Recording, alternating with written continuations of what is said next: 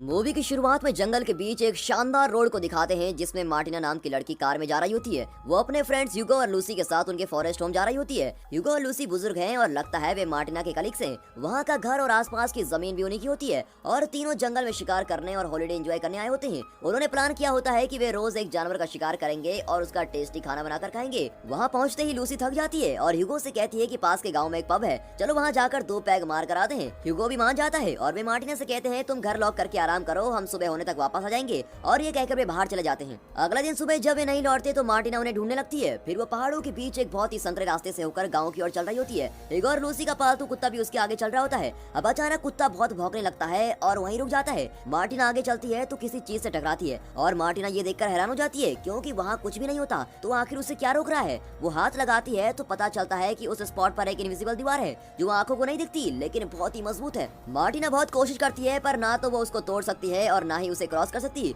कुछ देर दम लगाने के बाद वो थक कर बैठ जाती है और थोड़ी देर बाद फिर कोशिश करती है और फिर बैठ जाती है। कुछ घंटे बाद वो घर वापस जाने का फैसला करती है और कुत्ते को साथ लेकर चल देती है। अगले दिन सुबह वो फिर उस रास्ते से चलकर जाती है। कहीं मैं पागल तो नहीं हो गई? शायद वहाँ कोई दीवार ही नहीं है, ये मेरा वहम ही होगा। इस तरह सोचकर वो फिर उस जगह पहुँच जाती है लेकिन अब भी वो उस जगह को क्रॉस नहीं कर पाती। उसे अब जरा डर लगने लगता है। वो फिर से घर लौट रही होती है कि रास्ते में एक बुजुर्ग कपल को देखती है और लगता है वे कुछ काम कर रहे हैं। उन्हें देखकर मार्टिना को तसल्ली होती है और वो हेलो हेलो कहकर उन्हें पुकारती है। जब वो पास पहुँचती है तो वहाँ पर भी उसे कोई इनविजिबल चीज रोक रही होती है। लगता है यहाँ भी एक इनविजिबल दीवार है। इतना ही नहीं, उन दोनों बुजुर्गों को देखकर लगता है कि वे इंसान नहीं पुतले हैं। अब मार्टिना अपने बाइनोकुलर से उन्हें क्लोजअप में देखती है तो उसे लगता है कि वे इंसान ही हैं जो वक्त के किसी पल में रुक गए हैं और वहीं फ्रीज हो गए हैं। मार्टिना सोचती है कि इस इनविजिबल दीवार के उस तरफ सभी लोग मर चुके हैं और इन्हीं दृश्यों के बीच वो उस जंगल में अपने दिन काटने लगती है। रोज की तरह वो एक दिन जंगल में चल रही होती है कि अचानक उसे एक गाय दिखती है। पहले तो मार्टिना डरकर दूर भागती है लेकिन फिर वो अपने अकेलेपन के बारे में सोचकर गाय को भी साथ ले लेती है।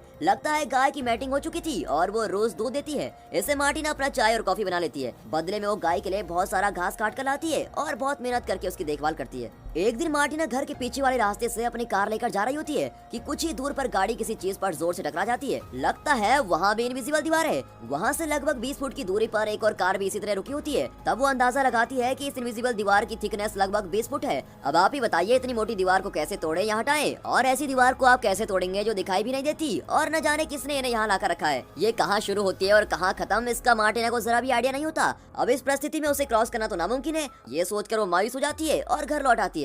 अब वहाँ बस जाने के सिवा मार्टिना के पास कोई रास्ता नजर नहीं आता, इसलिए वो सर्दी के मौसम से पहले अपनी और गाय की जरूरत की सारी चीजें इकट्ठा करके रख लेती है। फिर चूल्हे के लिए ढेर सारी लकड़ियाँ भी लाकर रख देती है। यहाँ रहकर उसने आलू और कई सारी सब्जियां भी उगा ली होती हैं। उन्हें भी काट कर अगले 6 महीने के खाने का इंतजाम कर लेती है। एक दिन वहाँ एक बिल्ली आ जाती है और मार्टिना उसे भी घर में रख लेती है लेकिन उसका सच्चा साथी उसका कुत्ता होता है और वो उसको बहुत प्यार करती है। कभी कभी वो जंगल में जाकर शिकार भी करती है। पहले दिन वो हिरन का शिकार करने की कोशिश करती है पर ठीक से एम नहीं कर पाती और घर लौट आती है। लेकिन अगले दिन वो फिर कोशिश करती है और इस बार उसका निशाना नहीं चूकता। मरे हुए हिरन को घर ले आती है, फिर कट करके टेस्टी खाना बनाकर खाती है। अगले दिन फिर वो पहाड़ के ऊपर पहुंचती है। वहाँ सूरज और उसकी रोशनी से रंगा हुआ आसमान देखकर वो प्रकृति की सुंदरता में खो जाती है और वहीं पर सो जाती है। जब वो घर लौटती है तो बिल्ली का बच्चा हुआ होता है और इस तरह उसके दिन हफ्तों में और हफ्ते महीनों में बदल जाते हैं और उसकी जिंदगी जरा आराम से कट रही होती है। एक दिन अचानक तेज तूफान आता है और बर्फ भी गिरने लगती है। बिल्ली का बच्चा बेचारा बीमार होकर मर जाता है और मार्टिना दुखी होकर उसको दफना देती है। वो अपनी रोज की एक्सपीरियंसेस को एक डायरी में लिख रही होती है ताकि वो यहाँ की जिंदगी को भूल न पाए और बाहरी दुनिया से इस तरह कट कर रहते रहते उसे डर लगता है कि कहीं वो पागल न हो जाए। वहाँ एक ही डायरी होती है और उस डायरी के भर जाने तक ही वो लिख सकती है। जब उसकी डायरी भर जाएगी तो ये कहानी भी वहीं पर खत्म हो जाएगी। कुछ ही दिनों में बहुत ही कठिन जाड़े का मौसम आ जाता है। मार्टिना बेचारी अब घर में ही बंद पड़ी रहती है। खाने पीने की सारी चीजें घर पर होती है और वो रोज कुछ न कुछ पकाकर खा लेती है लेकिन वो कहीं बाहर नहीं जाती और सारा दिन घर के अंदर रहती है। इसी बीच गाय का बछड़ा होता है और मार्टिना डिलीवरी में गाय की मदद करती है और बड़ी मुश्किल से बछड़े को बाहर निकालती है। बछड़ा पैदा होता है और मार्टिना उसे भी संभालती है और किसी तरह जाड़े का मौसम बीत जाता है और मार्टिना घर पर ही रहकर तंग आ चुकी थी। अब उसकी डायरी में 25 में लिखा होता है और मार्टिना लिखती है कि इस जंगल में रहते रहते लगभग 1 साल गुजर चुका है और इस बात की एनिवर्सरी मनाने में पहाड़ पर जाने वाली हूँ। फिर वो कुत्ते को लेकर पहाड़ पर जाती है और शाम तक वहाँ का दृश्य निहार रही होती है। जो हो गया सो हो गया, आज से मैं एक नई जिंदगी की शुरुआत करूंगी, ये सोचकर वो घर लौटती है और वो पहले जैसी मायूस नहीं होती और अपनी डायरी देखने लगती है। अब ऋतुओं का चक्र फिर एक बार शुरू होता है। गर्मी, बरसात, बसंत इत्यादि मौसम आते हैं और चले भी जाते हैं। फिर एक बार जाड़ों का मौसम आता है और मार्टिना उसका सामना आसानी से कर लेती है। फिर बसंत ऋतु आती है और तब मार्टिना एक सफेद कौवे को देखती है। वो जरा घबराया हुआ लगता है क्योंकि बाकी काले कौवे उसको भगा रहे थे।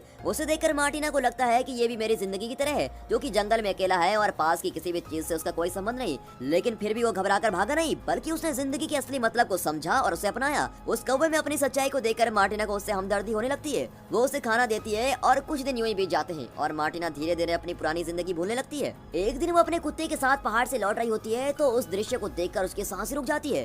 पागल जैसा दिखने वाला एक आदमी मार्टिना की गाय के बछड़े का सर काट रहा होता है। लगता है ये आदमी भी मार्टिना की तरह इनविजिबल दीवारों के बीच फंस गया है, लेकिन शायद वो मार्टिना जैसा सुलझा हुआ इंसान नहीं और यहाँ अकेले रहकर पागल हो चुका था। उस आदमी को ऐसी घिनौनी हरकत करते देख मार्टिना कांपने लगती है। उसका कुत्ता उस आदमी को अटैक करने जाता है, लेकिन वो उस पर कुल्हाड़ी चला देता है। ये देखकर मार्टिना पीछे के दरवाजे से घर में जाती है और अपनी बंदूक लेके आती है, लेकिन तब तक बहुत देर हो चुकी थी और बछड़ा मर गया होता है। मार्टिना के परिवार के दोनों सदस्यों को घायल करने वाले आदमी पर उसे बहुत गुस्सा आता है और वो उस आदमी को लगातार शूट करके मार डालती है। वो बछड़े के पास भागती है जो मर चुका होता है। फिर वो कुत्ते के पास जाती है और उसे गोद में लेकर रोने लगती है। कुछ देर में बेचारा मर जाता है। मार्टिना उस पागल आदमी की लाश को खींच के लेके जाती है और पहाड़ से नीचे धकेल देती है। फिर वो उस बछड़े और अपने कुत्ते को बड़े सम्मान के साथ दफनाती है और उनका अंतिम संस्कार भी करती है। अगले दिन से वो अपनी इस अकेली जिंदगी को भी अपना लेती है। अपनी गाय को घास चराने ले जाती है। इस साल भी वो आलू और कई फल उगाती है और दोबारा जाड़े का मौसम आता है। फिर एक दिन वो डायरी में फरवरी 25 लिखती है। यही डायरी का आखिरी पन्ना होता है। इसके बाद जो भी होगा वो नहीं लिख पाएगी।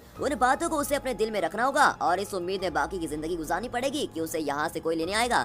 उसके चारों ओर की ये इनविजिबल दीवार किसी तरह गिर जाए और इस जंगल से बाहर का रास्ता खुल जाए। इसी प्रार्थना के सिवा वो और कुछ नहीं कर सकती। पन्नों के खत्म हो जाने से वो लिखना बंद कर देती है और दोस्तों हमारी ये मूवी भी यहाँ पर खत्म होती है। जिंदगी ऐसी है दोस्तों, इसमें हमें दी एंड नहीं ढूंढना है, बल्कि ये जैसी भी है उसी रूप में खुशी से अपनाना है। लक्ष्य जरूरी है लेकिन असली सीख तो हमें रास्ते में मिलती है ना दोस्तों। तो इस बात पर इस वीडियो को एक लाइक और चैनल को सब्सक्राइब जरूर कीजिए और हाँ, साथ ही अपने फ्रेंड सर्कल में इस वीडियो को शेयर जरूर कीजिए। And finally thanks.